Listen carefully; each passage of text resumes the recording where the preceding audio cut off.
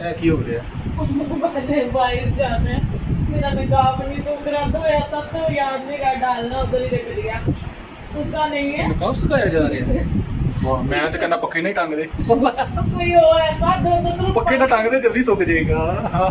आप जाए ऊपर मुझे सीढ़ी लगा नहीं, मैं बाहर लेके जाना ही नहीं। लाया ना मैंने याद है, जो मैं नहीं करा रहे। मैं तो कहना वा नकाब समेत ही पक्के ना लंघ जा। अभी मजा आएगा ना भिड़ो। जी तो अस्सलाम वालेकुम तमाम यूट्यूब फैमिली, क्या हाल चाल है? सब ठीक ठाक है? अच्छा, मैं एक गल करनी सी। मैं कह रहा वहाँ कि अज फिर पकौड़े ना कढ़ लीए। दसो तशरीफ ले आए। मैं क्या पकौड़े ना कढ़ लीए? पेटी च रखे जी। पेटी च? हाँ चल कढ़ ला फिर, पेटी चो ही कढ़ ला। अज पकौड़े खाने ने फिर दोबारा। आपे तुसी करे ना पकोड़े ना काट ले, पकोड़े पेटी च रखे ने। अच्छा, इन्ने दिन पे ने। इतने दिन पे मैं दूध भी पीना है। अच्छा, यानी कि उस दिन पूरे बाजार दा विजिट कीता ते अज सारा रुलन जाना बाजार फिर दोबारा। मैं सुबह संडे है। लेकिन ये पैसे ही नहीं है। पैसे आपके पास होते हैं प्लीज। क्या पिया ए परस बिल है, मैं ए दो बिल है। ये भी परस ਦੇ ਵਿੱਚ ਰੱਖੇ ਨੇ ਦੋ ਬਿਲ ਨੇ। हुकूमत ਨੂੰ ਦਿਓ। ਘੁੰਮਣ ਸਾਨੂੰ ਦਿੱਤੇ, ਕਹਿੰਦੇ ਤੁਸੀਂ ਤਾਰ ਕੇ ਭੇਜੋ। ਨਹੀਂ ਤੇ ਪਰਸ ਵੇਲਾ ਪਿਆ ਵੇ ਤੇ ਸ਼ੋਪਿੰਗਾਂ ਦੀ ਪਈ ਏ।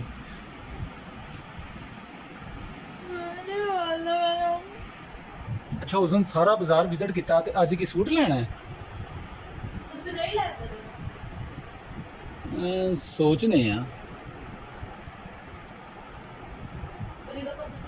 ਮੇਰੇ ਖਿਆਲ ਨਾਲ ਪਹਿਲੇ ਬਿੱਲ ਤਰੇਗਾ ਤੇ ਫਿਰ ਸੂਟ ਲੈ ਆਏਗਾ।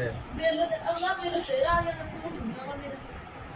ਚਲੋ ਫਿਰ ਇੰਜ ਕਰਨੇ ਆ, ਪਹਿਲੇ ਬਿੱਲ ਤਾਰ ਕੇ ਆਵਾਂਗੇ, ਜੇ ਪੈਸੇ ਬਚੇ ਬਿੱਲ ਨਹੀਂ ਸੁਬਾ ਤਵਾਰ ਬਿੱਲ ਫੁੱਲ ਬਿੱਲ ਤਾਰ ਕੇ ਆਵਾਂਗੇ, ਜੇ ਉਹ ਚੋਂ ਪੈਸੇ ਬਚੇ ਤੇ ਫਿਰ ਮੈਂ ਸੂਟ ਲੈ ਦਿਆਂਗਾ। ਨਹੀਂ, ਤੁਸੀਂ ਸੂਟ ਲੈ ਦਿਓ, ਪੈਸੇ ਬਚੇ ਤੇ ਬਿੱਲ ਦਾ। ਇਹ ਬੁਰਖਾ ਲਿੱਤਾ ਸੀ ਨਾ, ਇਹ ਫੈਂਸੀ ਬੁਰਖਾ ਮੈਂ ਲੈ ਕੇ ਦਿੱਤਾ। ਤੇ ਮੈਂ ਕਿਹੜਾ ਕਹਿੰਦੀ ਕਿ ਤੁਸੀਂ ਨਹੀਂ ਲੈ ਦਿੱਤਾ, ਐਨੇ ਸੂਟ ਨਹੀਂ ਲੈ ਦਿਓ। ਪਹਿਲੇ ਸੂਟ ਲੈ ਦਿਓ, ਫਿਰ ਪੈਸੇ ਬਚੇ ਬਿੱਲ ਦਾ ਆਉਂਦਾ। ਅੱਛਾ, ਯਾਨੀ ਕਿ ਪਹਿਲੇ ਸੂਟ ਫਿਰ ਬਿੱਲ। ਹਾਂ ਲਓ ਜੀ, ਮੀਟਰ ਲੱਥ ਲੱਗੇ ਜੇ। ਅੱਛਾ ਸੱਚ, ਇੱਕ ਹੋਰ ਰਾਤੀ ਮੈਂ ਗਿਰੀ ਲੈ ਕੇ ਦਿੱਤੀ ਤੇ ਉਹੀ ਗੱਲ ਨਾ, ਸਾਰੀ ਖਾ ਲਈ ਉਹ। ਕਿੰਨੇ ਵਾਲੀ ਹੋਈ? ਕਿਆ ਵਾਰੀ ਹੋਣੀ?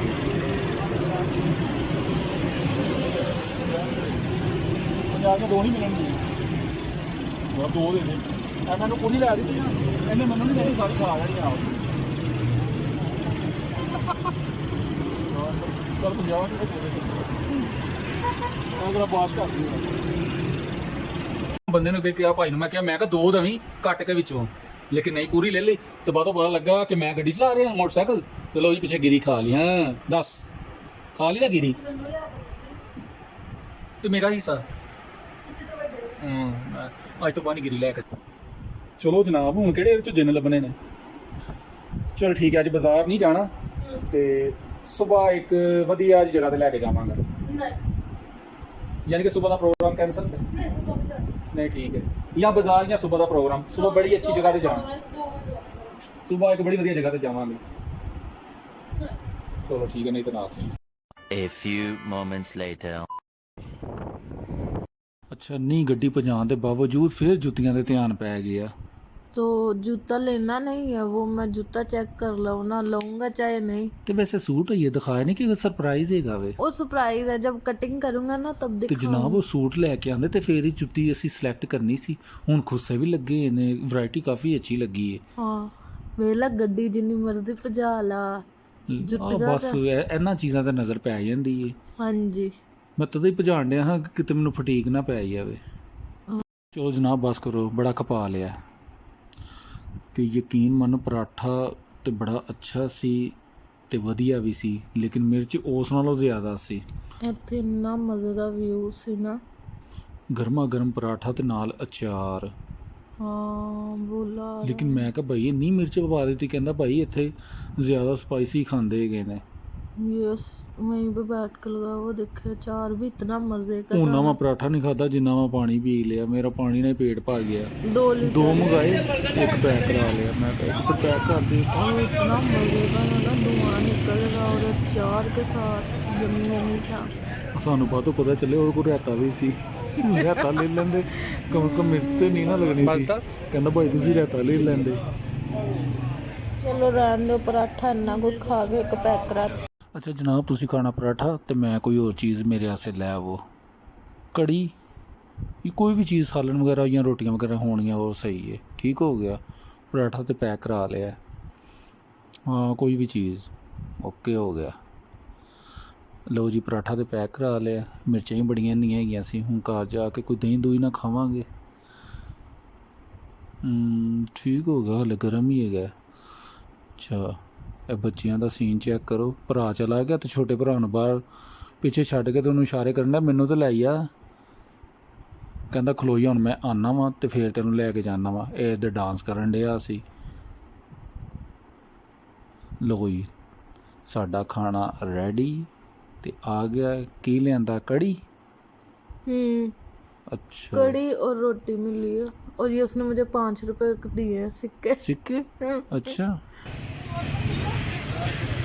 चलो फिर सुबह वास्ते फिर कोई ना कोई शय ले लो। आलू ले आने हैं, बस आलू ले लेता हूँ। आलू आलू आलू रोज आलू रोज आलू किलो ही करवाने ने ते रोटियां हो जाएंगी।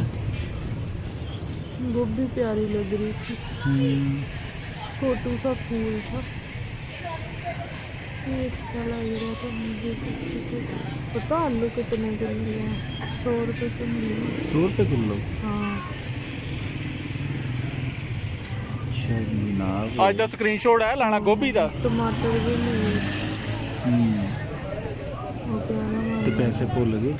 हाँ बस भूल गई मैं, तो पैसे ले गए, पैसे भूल जाती हूँ। देखो उसने पता क्या किया, इतनी सी हरी मिर्च डाली थी जो मैं शॉपर में सिर्फ ढूंढ ही रहा था।